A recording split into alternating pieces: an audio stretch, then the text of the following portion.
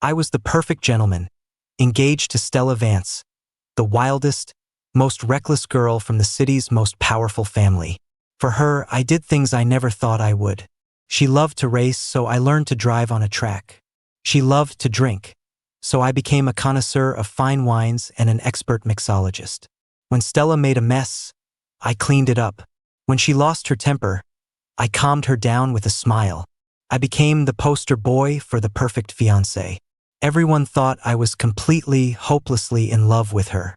Stella thought so too, until the night she threw a welcome home party for her first love. I gently pulled my hand from her grip. "Let's call off the engagement, Stella," I said, my voice steady. That night, they all said Stella Vance had a complete breakdown. The birthday present I'd ordered for Stella arrived. It was a watch delivered personally by the brand manager. The silver gray face and hands had a cool, metallic tone that would perfectly match her favorite sports car. Stella had mentioned this watch in passing a long time ago, but getting my hands on it had taken a considerable amount of time and effort. The manager watched me staring at it. "Mr. Hayes, you're truly incredible to Ms. Vance," he sighed. "You're the most devoted fiancé I've ever met." He wasn't wrong. That was the consensus. No one could have predicted that a son of the Hayes family would fall for the infamous Hellraiser Stella Vance at first sight. The hands that played piano learned to race cars for her. The man who'd never touched a drop of alcohol drank for her until he was hospitalized with a bleeding stomach. It was hard to imagine someone as quiet and gentle as me being so utterly obsessed. My devotion to Stella was legendary. Even her pack of wild friends respectfully called me by my first name, Louis. Online, they called me the fiancé of the year, the only genuine love story in a world of high society marriage alliances. The manager laid it on thick. "Mr. Hayes, it looks like what they say online is true.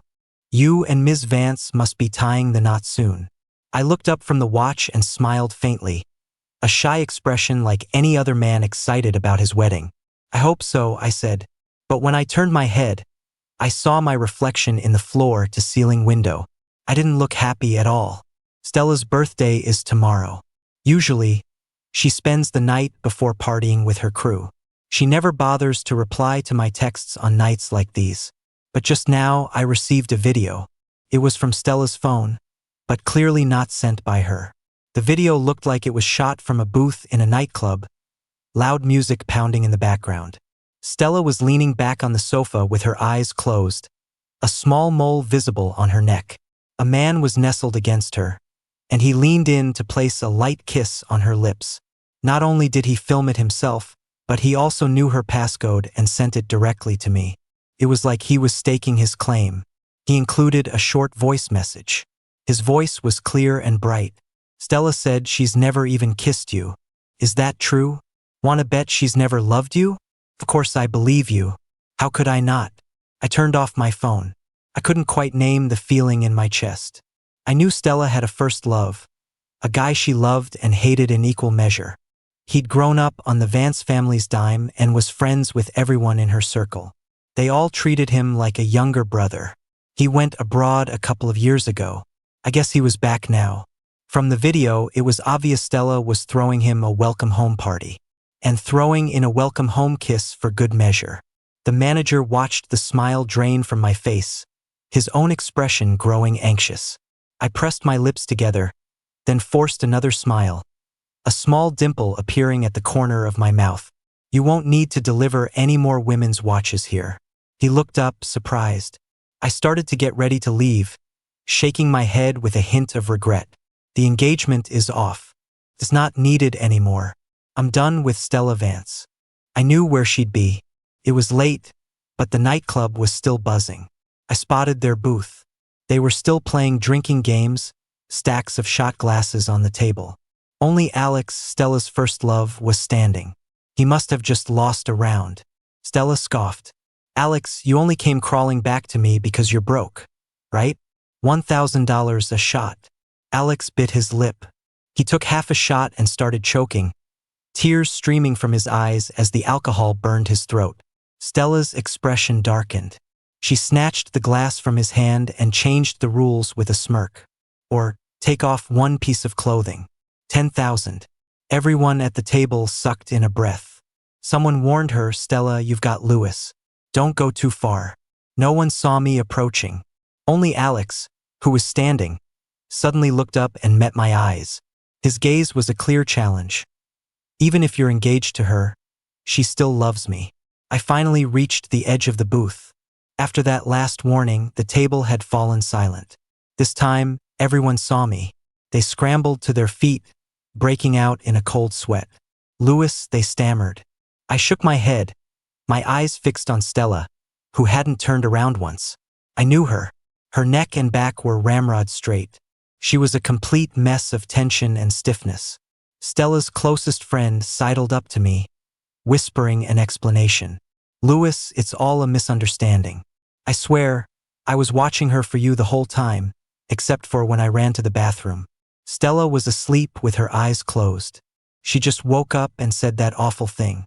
She looked into my eyes, and her voice trailed off. She probably realized just how purely and completely the man in front of her loved Stella. I listened patiently. "It's okay." She let out a sigh of relief. I saw Stella's back relax just a little. Then, I slipped the engagement ring off the middle finger of my left hand and placed it on the table in front of Alex. My voice was soft and calm. 1,000, 10,000, that's too slow. This ring is for you." The entire mood flipped. The lights were incredibly dim, and I didn't bother trying to read the expressions on Alex's or anyone else's faces. I just carefully started to make my way out through the dark. But then I heard Stella shoot up from her seat behind me. She snatched the ring I'd left on the table. She kicked the table violently several times. The glass Alex was supposed to drink from, along with a nearby champagne tower, shattered all over the floor. The sudden violence made Alex and the others around him scream. Only I stood there, quietly waiting for her to finish. Stella was furious because I had taken off our engagement ring. She grabbed my left wrist from behind and tried to force the ring back on my finger. I heard her voice, a low, choked whisper. "I'm sorry," Stella said. I turned around, slowly and firmly pulling my hand away. "Stella," I said softly, "let's call off the engagement." Stella clutched the ring, staring at my bare ring finger. Her jaw was clenched tight. In a low voice, she asked the whole table, "Who called Lewis?" Her tone was calm, like the sea before a hurricane. Stella was a big deal. Her friends were used to kissing up to her, and they all knew her temper. She was on the verge of losing it completely. They all shook their heads frantically, their voices hoarse. "Stella, we wouldn't dare." Alex, looking guilty and scared, took a step back. The broken glass crunched under his foot. Stella's head snapped toward him, her eyes locking onto his pale face. "Stella," he whispered, his voice trembling. The next second, she had him by the collar, slamming him against the wall. Her eyes were pure fury. "Alex, did I give you permission to get a big head?" Everyone around them froze, afraid to even breathe. From the moment the champagne tower crashed, everyone in the club had turned to look. They must have recognized Stella because phones were already out, recording. The club manager rushed over with security, his forehead beaded with sweat. A crowd was forming around her, but no one dared to intervene. That's when I spoke. "Stella, that's enough." She instantly let go.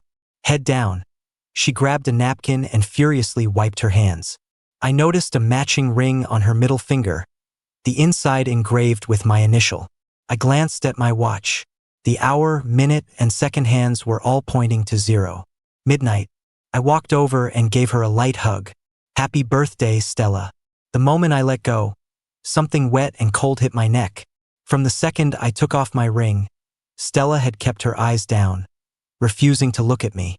Turns out, she was trying to hold back tears. It was pouring rain when we left. The driver chauffeured me home. I sat in the back, the city dissolving into the quiet of the rainy night. Suddenly, the roar of a powerful engine cut through the silence. A pitch-black motorcycle pulled up from behind, matching our speed. Through the window, I saw Stella on her bike, which cost a small fortune, getting soaked in the downpour as she stubbornly rode alongside the car. It was impossible to ignore. The driver glanced at me in the rearview mirror, looking for instructions. I shook my head. "Ignore her." Stella wasn't one to give up easily. She was used to being the princess, with everyone catering to her every whim. She had no fear of death. When the driver didn't stop, she gunned the engine, roaring past us before swerving to block our path, forcing the driver to slam on the brakes. We missed hitting her by inches. It was too close. Thank God it was late and the roads were empty. The rain was coming down harder now, almost obscuring her completely. She got off the bike she'd parked sideways in the middle of the road and walked to my door. She knocked on the window, silent, with a kind of desperate madness. I lowered the window an inch. The damp air rushed in. Rainwater traced the lines of her eyebrows and streamed down her face. She held out a small, delicate ring. I didn't move. I just watched her quietly for a moment. Stella's lips were pale. "Stella," I said, "you're scaring me." She flinched as if burned, her eyes blinking rapidly. I don't know if it was the rain, but water slid from the corners of her eyes. She didn't dare make another move. She looked like she was about to collapse. I rolled the window back up and told the driver to go around the motorcycle and take me home. Stella was left alone in the rain, drenched to the bone. This time I knew she wouldn't follow. I took a hot shower when I got home, only to find my social media blowing up with tags. I was even trending. Everyone was guessing what birthday surprise I had planned for Stella this year. I'd gone all out for her birthday the last 2 years. Last year, it was camellias all over the city. The entire city was filled with her favorite flower. That caused quite a stir, and I gained a lot of followers. I'd done a lot of crazy things for Stella over the years, and some of the stories had made it online. A lot of people really shipped us. My mentions were full of people tagging Stella. Her account was empty. She never posted, but she had tons of followers. And she only followed one person, me. She wasn't on social media, but she'd see it when I posted. I read the top comment. "Stella, give us a hint. What did Lewis get you this year? Did Stella save the galaxy in a past life or something? A fiancé as handsome and gentle as Lewis, who treats you like a queen. I'm so jealous I could die. Stella, what sleeping position do I need to be in to dream about being with Lewis? We must kill Stella and steal Lewis." I chuckled and replied to the top comment. I typed, "No birthday surprise this year. Stella and I have called off the engagement." My tone was casual, but it set off an explosion. New notifications flooded my phone. Normally, I would have replied to everyone, reassuring them. But instead, I turned my phone off and went to sleep. I had a tough battle to fight tomorrow. As I drifted off, the rain lashed against the window, and I suddenly realized it had been a long time since I'd thought about Violet. I was woken up halfway through the night. The living room downstairs was full of people. My parents, Stella and her parents, and even Stella's grandmother, a revered matriarch who rarely made public appearances. My dad was eagerly showing her the antique collection on the display wall. Stella wasn't sitting. She was kneeling ramrod straight on the floor. When she heard me coming down the stairs, her eyelashes fluttered. I hadn't slept well, and my face and lips were pale. Everyone looked at me with pity. Stella's mom took my hand. She'd always adored me. Even though the Hayes family was nowhere near as powerful as the Vances, no one ever thought I wasn't good enough for Stella. In my 24 years of life, I had been flawless in every respect. People would only ever whisper that Stella Vance didn't deserve someone as good as Lewis Hayes. Stella's mom looked at me and said, "Lewis, what happened yesterday was just Stella being foolish. She misspoke. She knows she was wrong. She came home and begged us on her knees. Otherwise we and her grandmother would have never been able to show our faces here. That boy Alex has some musical talent. He's a kid we've sponsored for years and he lived with us for a while. But there's nothing between him and Stella. He's like a little brother at most." My dad chimed in with a smile. "That's just Stella's personality. We all know that. It's our Lewis's good fortune that Stella likes him. It's all a misunderstanding. Once it's cleared up, everything will be fine." In a few words, peace was restored. They were even starting to discuss a wedding date. I walked over to Stella. Her gaze was fixed on my white shoes. "Stella," I said, "do sisters kiss their brothers?" I took out my phone, pulled up the video Alex sent of him secretly kissing her, and played it right in front of her. Stella turned her head away, refusing to watch. The mole on her neck trembled with each breath. She must have figured out what happened last night. Her voice was raw as she explained, "I was asleep. My phone password is your birthday. He made all of it up. Alex was brought by someone else. I never intended to see him." I placed the phone on the table where everyone had no choice but to see it. The fragile piece shattered. Stella's mom shot up, grabbed a nearby walking cane, and brought it down hard across her daughter's back, followed by a few vicious kicks. "You disgraceful thing." I took a few steps back. Several people rushed to intervene. Stella didn't fight back, showing none of her usual arrogance. She just grunted in pain, her eyes fixed on me the entire time. Maybe she was starting to realize something wasn't right. I was watching her with the same gentle expression I always had when she raced cars, without a flicker of emotion. A sliver of her suppressed fury broke through. Stella wiped a smear of blood from her lip, her eyes filled with tears. "Louis Hayes, even if we call this off, I'll kill any woman who dares to stand by your side." The rain outside had stopped long ago. I thought to myself, what if that person is already dead? Finally, Stella's grandmother had the last word. "Calling off an engagement is not a child's game. Let the two of them cool off for a while. If Louis still feels it's not right after that, then so be it." The moment the Vances left, a cane struck my back, and I collapsed to the floor. My mother was holding it. She tossed out a cold command. "I'm giving you 1 week to play hard to get. After that, you will win Stella back." The pain was so intense I couldn't speak. I curled up on the floor and started to laugh. The cane Stella's mom had grabbed was meant for me. It was always kept right there, next to the antique wall my dad was so proud of. No one knew that behind my perfection was a finely crafted cane. It had been years since I'd been hit because for years I had done everything perfectly.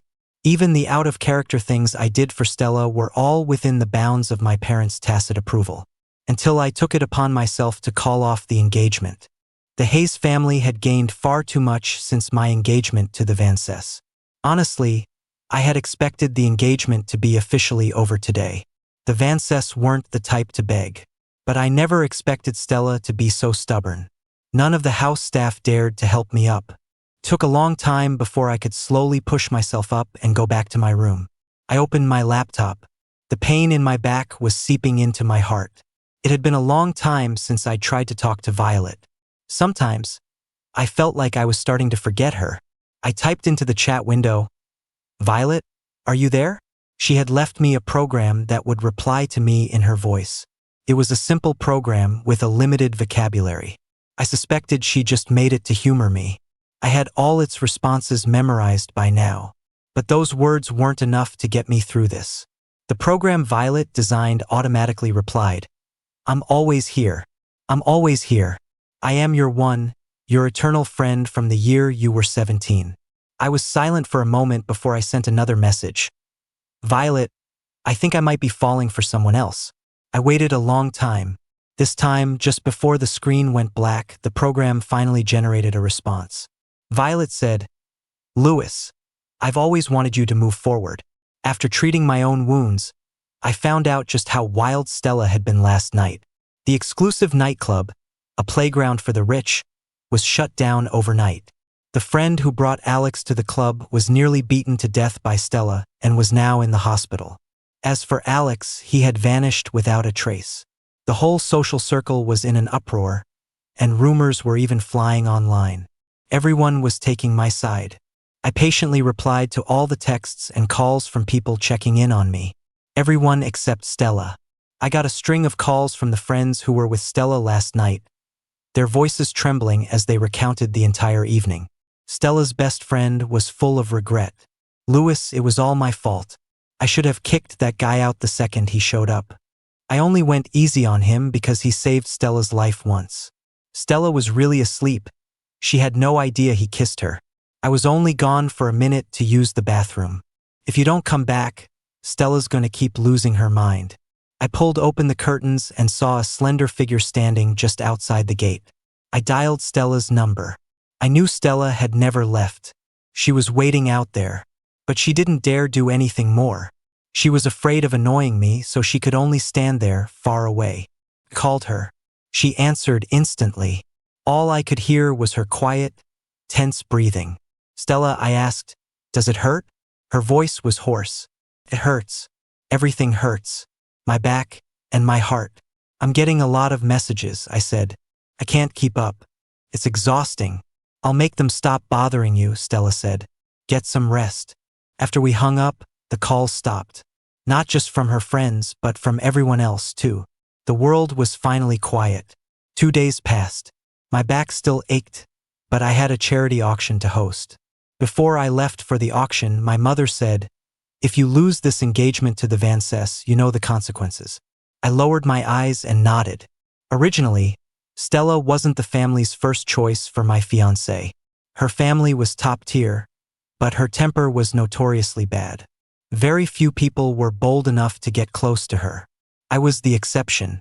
Stella and Violet looked nothing alike. I never treated her as a substitute for Violet. The only thing they shared was a small mole on the neck. But that tiny mole was enough. It was enough for me to give her all the kindness I owed to Violet. People always called Stella unruly, but all I ever saw was a certain sweetness. When she got angry, a little coaxing was usually all it took to calm her down. I'd spent so much energy on her these past 2 years. When I saw that video, the string I'd held taut for so long just snapped. That sadness has lingered with me ever since. I took over some of the family businesses after graduation. Tonight's charity auction was something I'd been planning for weeks. Stella sat in a corner seat, her eyes never leaving me. Her recent drama had been huge, but the Vance family had suppressed it all. No one dared to speak of it, let alone ask questions. Even now, no one dared to look at her, because the notoriously wild heiress had swollen eyes. Her being embarrassed was one thing, but seeing her embarrassment was another. If you made eye contact, you might just end up in her line of fire. For every item that came up for auction, just as the bidding was about to close, Stella would leisurely raise her paddle and name a price that left everyone else in the dust. She'd bought over 20 items that way, but this next one was different. The item was an oil painting by an unknown artist. It depicted a boy playing the piano, painted in rich, brilliant colors. You couldn't even make out his face. Suddenly, there was a sharp crash. Stella shot to her feet, her face like ice. For the first time, she raised her paddle at the very beginning, naming an astronomical figure. $10 million. After the auction, I took Stella to collect her item. The painting was really just a filler piece. It was something Violet painted of me, a long time ago. Violet never painted me except for this one time. And even then, she couldn't be bothered to paint my face. Violet had never studied art, so theoretically, the painting shouldn't have caught Stella's eye. Stella followed close behind me, silent. I stopped walking and looked at her hand hanging by her side. She had just accidentally shattered a glass, and dried blood caked the back of her pale hand. I took a wet wipe from my bag and started to clean it for her. Stella grabbed my hand in return. Her fingertips were burning hot. She kept her eyes down, hiding the wildness in them. I waited a long time for her to speak. "Who is Violet?" she finally asked. The artist's signature on the painting was Violet. Her huge reaction just now made me realize she'd recognized me in the portrait. She could be surprisingly sharp sometimes. I continued cleaning the blood from her hand, very carefully. She was the daughter of a family friend. Same age as me, but she had poor health. When I was 17, Violet came here for treatment and stayed at our house for a while. She couldn't really paint. "You overpaid." Stella's lips were pressed into a thin, terribly pale line. Her hands were shaking. I didn't know what she was holding back. She wouldn't even say Violet's name. "Where is she?" I took her hand and placed it over my heart, meeting her dark gaze. "In here." "Violet's dead," I said. "In my heart." Stella reached out and suddenly flipped off the lights. The room plunged into darkness, with only the faint moonlight streaming in from the window. I braced myself to hear her kick something, to hear the decorative fish tank next to us shatter on the floor. Her violent emotions were often more intense than most people's. But a long time passed in silence. I reached out and touched her face. It was wet. Stella suddenly pulled me into a hug, burying her face in my neck. Her voice was choked with sobs. "Louis, what do I have to do for you to forgive me?" I stroked her hair soothingly. "Hang the painting back up," I said softly. "Don't tear it. It was very expensive. Hang it in your bedroom, right where our engagement photo used to be." She froze. Stella was intensely possessive, especially after we got engaged. Anyone who showed the slightest interest in me was dealt with brutally by her. If a painting of me, done by Violet, hung in her bedroom, she would have to relive my humiliation from that night, every single day. That would make us even. I waited a long time before she whispered, "Okay." Thanks to Stella, the charity auction was a massive success. Her lavish spending ensured every single item went for a high price, and the total amount raised was substantial. All my hard work had paid off. After wrapping things up at the auction, I headed home with the driver. There was a bouquet of camellias in the back seat. The driver gave me an awkward smile. Ms. Vance insisted I take them. Couldn't say no. Stella had a habit of showering me with things she liked. Flowers were no exception. The driver had been with me for years. As he drove, he added hesitantly, "Ms. Vance really does cherish you, sir." That was all he could say. I murmured in acknowledgement. I placed the camellias on my lap and watched the city lights blur past the window. I always knew that Stella was just Stella. Her personality was too strong, too free, too full of life. I looked down at the vibrant camellias in my lap. "Violet, I'm moving on. Will that make you sad?"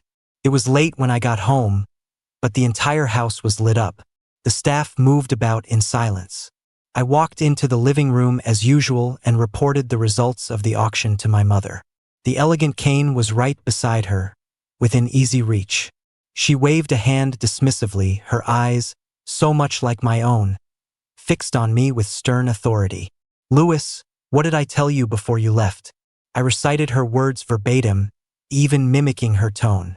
"If you lose the Vance engagement, you will make me understand the consequences." What was that painting at the auction today? How did a painting by Violet end up there? I was surprised she even remembered Violet. She shook her head, looking deeply disappointed in me. "Louis, this family has invested so much in you. You are our pride. Why have you been so disappointing lately? Don't blame me for being strict. Only a strict upbringing can produce an outstanding child, a child worthy of being loved." She stared at me, waiting for a response. I nodded as she wished, obedient. "I know. The family only wants what's best for me." But this time she didn't reach for the cane. "You have a lot of social events coming up. Have the housekeeper take you to that room to get some rest." My head snapped up, my eyelashes trembling. My mother was smiling. "When you do something wrong, there are consequences, aren't there?" The room was small. No windows, no lights.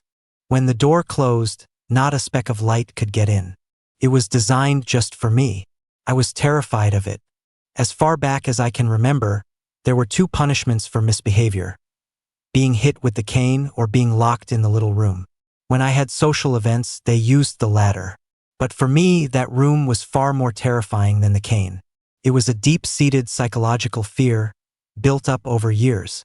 The moment the door closed, the boundless darkness swallowed me whole. My whole body started to shake, a cold sweat breaking out on my back. I collapsed onto the floor, gasping for air, a suffocating feeling tightening its grip around my neck.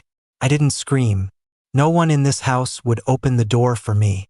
Only once, when I was 17, Violet, who was staying with us while she was sick, had followed the sounds of my crying and screaming and opened the door that could only be unlocked from the outside.